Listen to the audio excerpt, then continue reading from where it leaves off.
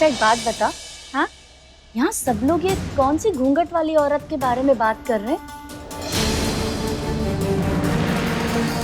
पहले वार्डन, फिर ये तेरे फ्रेंड्स, चल क्या रहा है? कुछ कुछ कुछ कुछ भी नहीं चल रहा है मम्मी। क्या चल रहा होगा? आप भी कहाँ मेरे फ्रेंड्स की बातों में आ रही हैं? वो तो सब पागल हैं, कुछ भी बोलती रहती हैं। अब अच्छा आप ये बताइए कि काजल दीदी की शादी की तैयारियां कैसे चल रही हैं? और हाँ, इस बार ना आप बुआ जी के लिए एकदम अच्छे से साड़ी लेना, वरना वो नाराज होकर ना पूरी शादी में से मुंह फुला के घूमती रहती हैं। इसीलिए तो यहाँ आई हूँ। उज्जैन में कहाँ इतना अच्छा कलेक्शन होता है, तुझे तो पता है, उसे सब कुछ बेस्ट चाहिए, एकदम मॉडर्न। और सोच रही हूँ कि साथ ही साथ लेन देन की भी साड़ियाँ यहीं से ले लेती हूँ, अच्छी मिलेगी। तो एक काम कर, कल टाइम पर रेडी हो जाना, फिर दोनों फटाफट जाके शॉपिंग करके आएंगे। अरे पर मेरा तो कल एग्जाम है, मैं कैसे आऊंगी? अरे तो बेटा तू मुझे पहले बताती, मैं आती ही नहीं। बेटा अब अकेली मैं शहर में कैसे शॉपिंग करूंगी?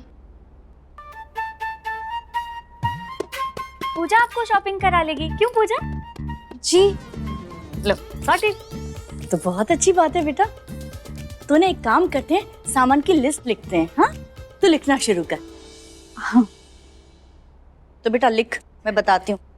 काजल के लिए शादी का लहंगा, ससुराल की पीली साड़ी, विदाई की साड़ी, और ममेरा की बांधनी, लेन देन की 50 साड़ियाँ, काजल के लिए 21 सूट, और सराफे से कुछ गहने भी ले लेंगे। ठीक है, सब लिख लिया ना? चलो लिस्ट बन गई, अब शॉपिंग आसान हो जाएगी।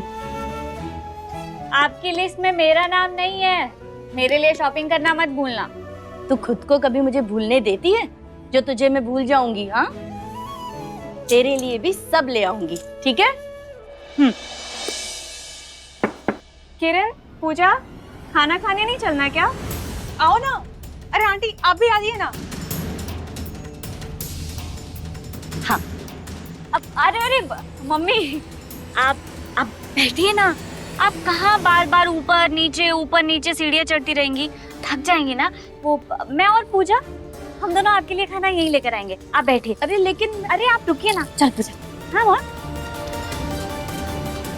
ये लड़की भी ना, चलो जब तक ये खाना लेकर आती है मैं इसकी अलमारी समेट लेती हूँ। पक्का भूसे की तरह सब भर के रखा होगा इसने। माँ के बिना तो इनका एक पल भी गुजारा नहीं है। क्या हालत करके रखी है इसने अलमारी की। होशियारी में घर से बाहर चले तो आते हैं, लेकिन खुद को संभाल नहीं पाते। बच्चे भी ना।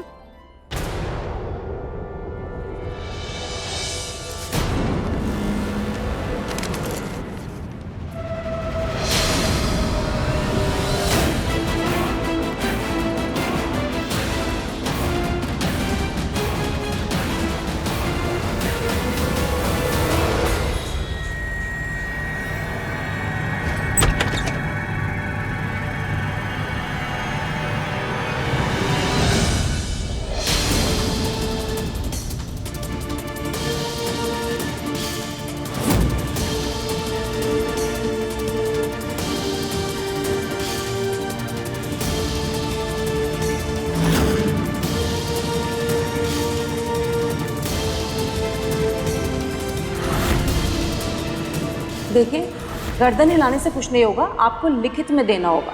माँ के साइन है मेरे पास, उन्हीं को कॉपी करके लेटर में राइटिंग में डाल दूंगी मैं।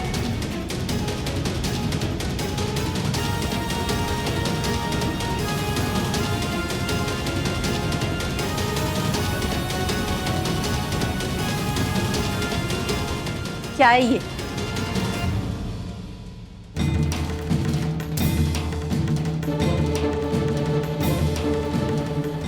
वो माँ, ये जोर मत बोलना।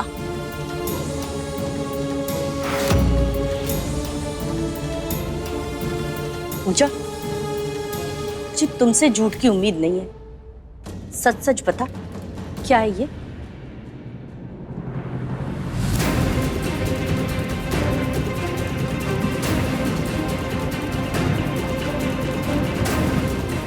पूजा, मैं तुमसे कुछ पूछ रही हूँ, बताओ क्या है ये? आंटी वो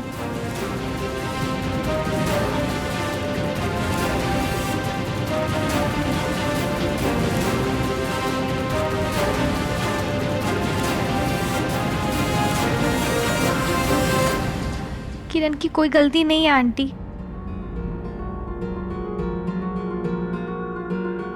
वो वार्डन वो मान नहीं रही थी। हम भी ये सब नहीं करना चाहते थे, लेकिन उन्होंने कोई ऑप्शन नहीं छोड़ा। Sorry aunty.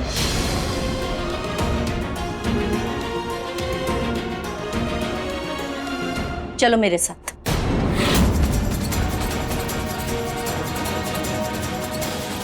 पर माँ,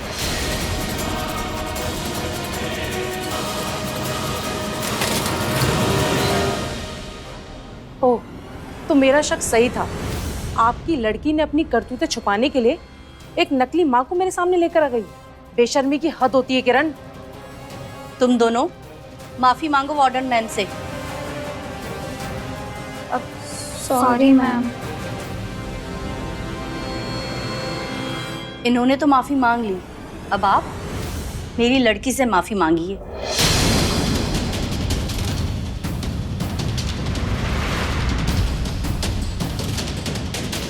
एक्सक्यूज मी, मैं किस बात की माफी मांगू?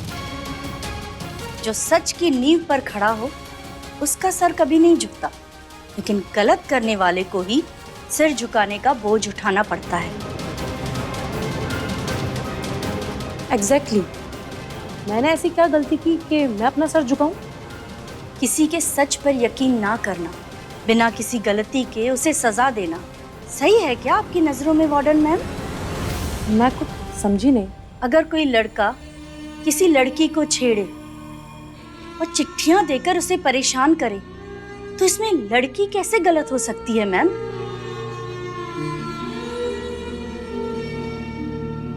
हॉस्टल हमारे बच्चों का दूसरा घर होता है और वार्डन्स माँ बाप का रूप। अगर माँ बाप ही अपने बच्चों पर शक करेंगे और दूसरों की गलतियों को शय देंगे, तो इसमें गलती माँ बाप की है ना? आपका फर्ज था उस लड़के को पकड़कर उसकी सच्चाई सबके सामने लाकर उसे सजा देना, ना कि मेरी बेटी पर लांछन लगाना। आप अपना फर्ज पूरा करने में चूक गई और ऊपर से एक लड़की की इज्जत पर दाग लगाने की गलती की, तो इसकी माफी तो बनती है ना वार्डन मैम? आप सही कह रही हैं वसुधा जी, गलती तो मुझसे हुई है।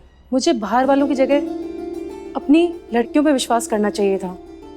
आफ्टर ऑल ये मेरे परिवार का हिस्सा है, बाहर वाले नहीं। आई एम सॉरी किरण।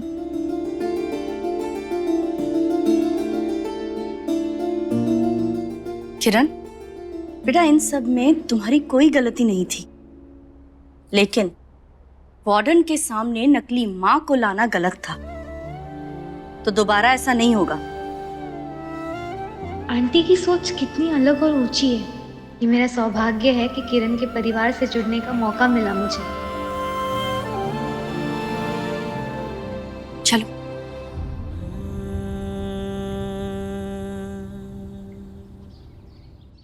माँ,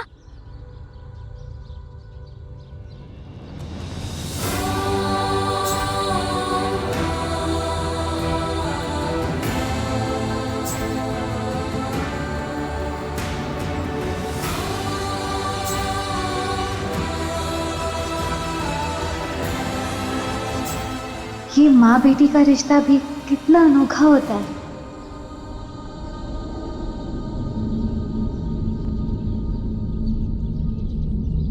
थैंक यू माँ, thank you thank you thank you so much.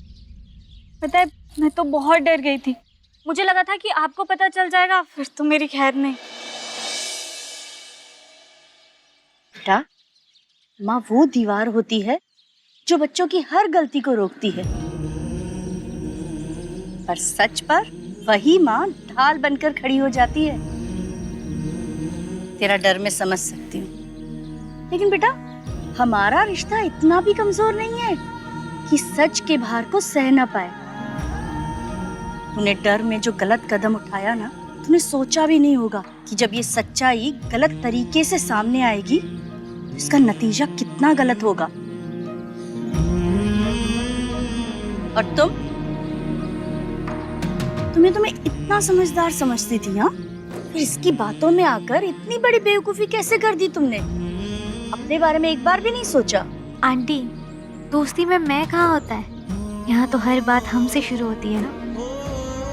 अच्छा, अगर ये खाई में कूदेगी तो तुम भी कूदोगी? तो दोस्त को बचाने के लिए तो कूदना पड़ेगा ना।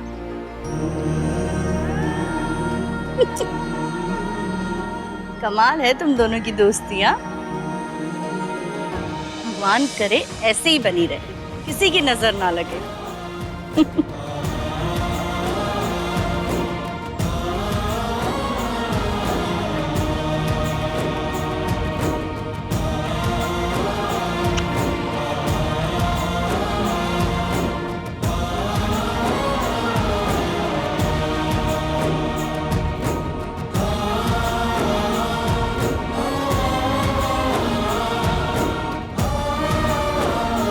अच्छा माँ, मुझे ना ढेर सारा आशीर्वाद दे दो, मेरा एग्जाम में अच्छे से हो जाए। All the best. अच्छे से एग्जाम करना और जल्दबाजी में गलतियां मत करना। बचपन की आदत है तेरी, अच्छे से ये पेपर पढ़ती नहीं है। दोबारा गलती मत दोहराना। हाँ माँ, नहीं करूँगी, अच्छे से पढ़ूंगी, ठीक है? अब मैं जाऊँ जल्दी से। और हाँ पूजा, मम्मी को ना अच्छे से शॉपिंग करवा देना, और अगर कहीं अटक जाओगी तो मुझे फोन कर देना, ठीक है? Okay bye mummy. Okay bye bye bye bye. चलो।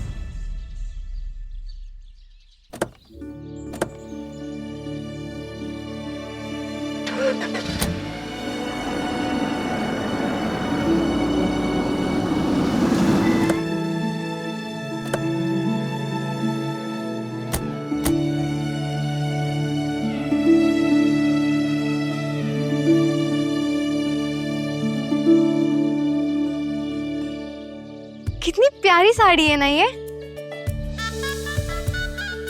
पूजा, शादी की शॉपिंग करनी है तो किसी बड़ी दुकान में चले? हाँ, वहाँ। चल।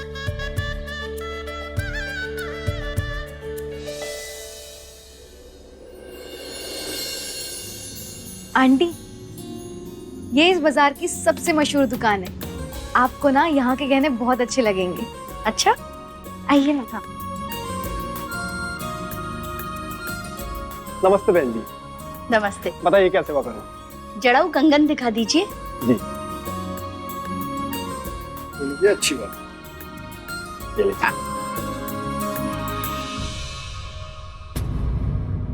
अरे, ये तो नकली है। मुझे तो असली सोने के कंगन चाहिए। आप कीजिए बहन जी, पर हमारे यहाँ सोने का कुछ भी नहीं मिलता। क्या सारे आर्टिफिशियल ज्वेलरी मिलते हैं? पूजा, शादी ब्याह में कोई नकली जेवर पहनता है क्या? हद करती हो। चलो।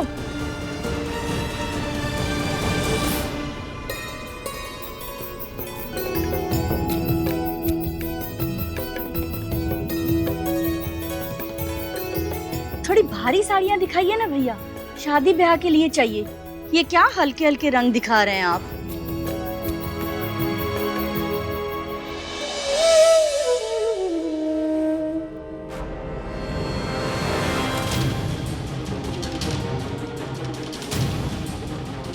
आंटी, ये साड़ी देखिए ना, कितनी प्यारी है। दाग भी है, आप पर बहुत अच्छी लगेगी। पूजा, तुम्हारा दिमाग खराब हो गया है? ये कैसी बातें कर रही हो? शादी ब्याह के शुभ मौके पर कोई काला रंग पहनता है क्या? आज तो तुमने साबित कर दिया कि समझदारी बातों से नहीं आती है, उसके लिए जिंदगी भी जीनी पड़ती है। सॉरी आंटी, वो मैं। सॉरी मैं क्या पूजा? मेरी 10 साल की भतीजी को भी इतनी अकल है कि तीज त्योहार, शादी ब्याह जैसे शुभ मौके पर ये काला रंग नहीं पहनते हैं। तुम्हारी तो शादी की उम्र हो चली है, कुछ तो समझदारी दिखाओ। काला रंग।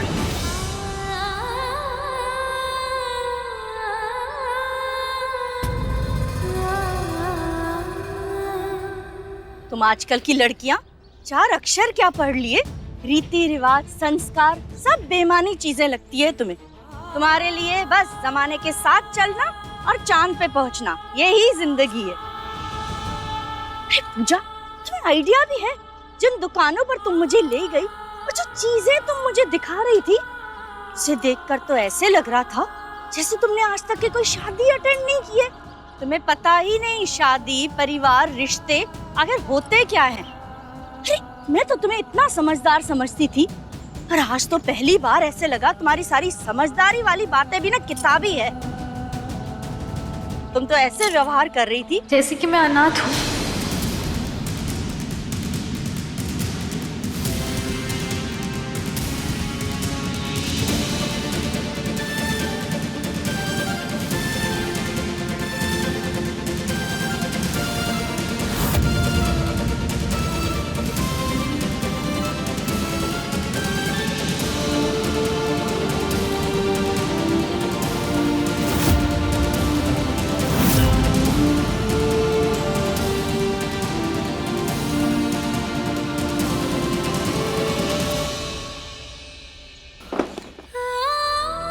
मुझे माफ कर दे बेटा, मुझे पता नहीं था। मैंने तो ऐसे ही। नहीं नहीं आंटी, आपकी कोई गलती नहीं है। मैं सच में अनाथ हूँ। माँ की ममता, पिता का दुलार, परिवार की परवरिश, अपनों के संस्कार, कुछ नहीं पता मुझे, क्योंकि कभी कोई अपना रहा ही नहीं। सही कहा आपने। मैंने जिंदगी में सिर्फ किताबें पढ़ी हैं, रिश्ते नहीं। खुद ही अपना हाथ थामना सीख लिया, क्योंकि मेरा हाथ थामने के लिए किसी ने अपना हाथ आगे बढ़ाया ही नहीं। अनाथों के तो सिर्फ आश्रम होता है ना आंटी, घर के पते नहीं। तो घर के रिश्ते, उनके परिवार की समझ नहीं होती हमें।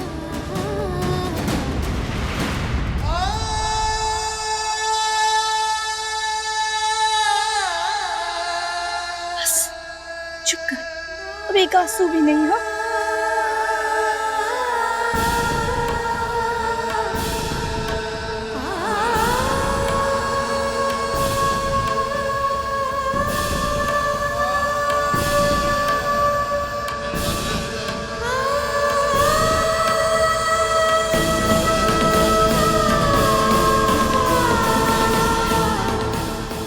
खबरदार जो आज के बाद कभी खुद को अनाथ कहा तो,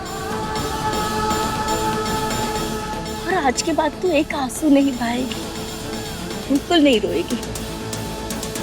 आज से मैं सिर्फ किरण की ही नहीं, तेरी भी माँ हूँ। और मेरे होते हुए मेरी बच्ची अनाथ नहीं हो सकती। थैंक यू माँ।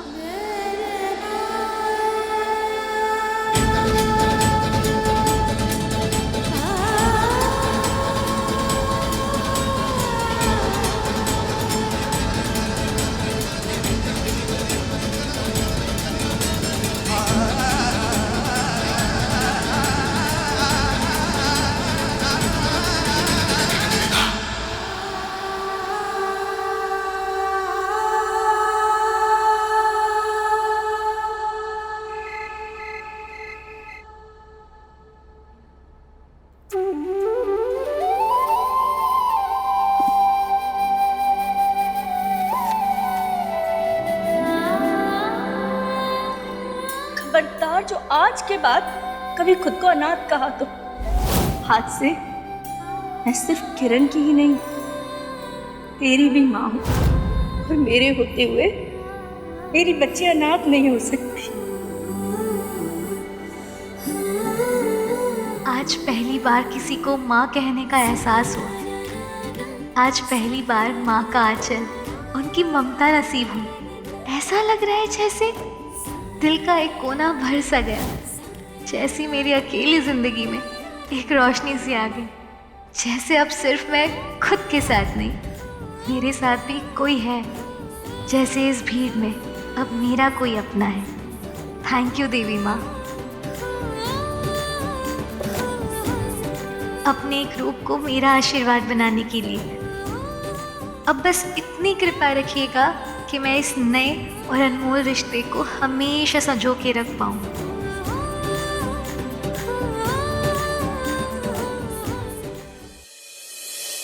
आंटी आज ही जाना जरूरी है क्या? थोड़े दिन और रुक जाइए ना। हाँ माँ, मैं भी एग्जाम्स की वजह से आपसे खुल के बात ही नहीं कर पाई। हाँ आंटी, रुक जाइए ना, अभी तो हम आपको लूडो में हरा भी नहीं पाए हैं। और कभी हरा भी नहीं पाओगी। अरे आंटी, आखिर माँ से जीतना कौन चाहता है? हम तो आपसे हार कर और भी बहुत कुछ सीखना चाहते हैं। बेटा अगर रुक पाती ना तो जरूर रुकती, लेकिन शादी वाला घर है और हजारों काम है वहाँ पर। अगर आज मैं यहाँ रुकी ना तो सारे काम रुक जाएंगे। और वैसे भी एग्जाम्स के बाद तुम लोगों को भी तो घर जाना है। अरे खुश रहो बेटा, खुश रहो।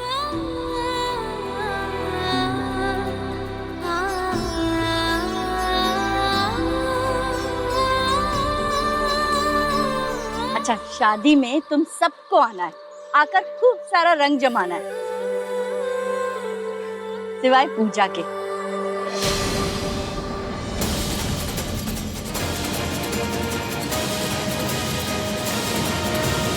क्योंकि पूजा सबसे पहले आकर वहां पर मेरा काम में हाथ बटाएगी। मस्ती ही नहीं करेगी बल्कि घर की बेटी के जैसे सबकी मदद करेगी, है ना पूजा?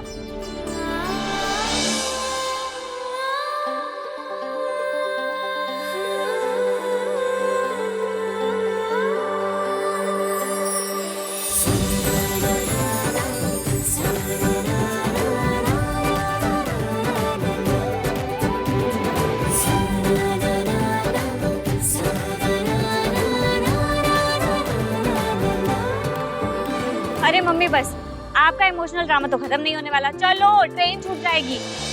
हाँ हाँ भैया, चलो। डिक्की खोलना।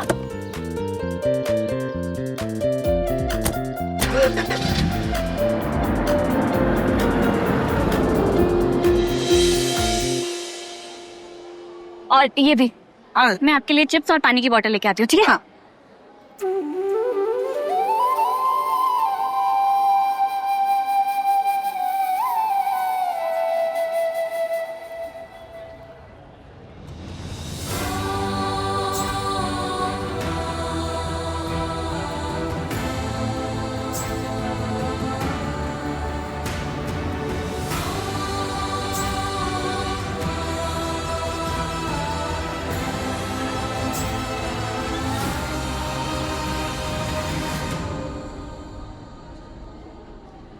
क्या हुआ?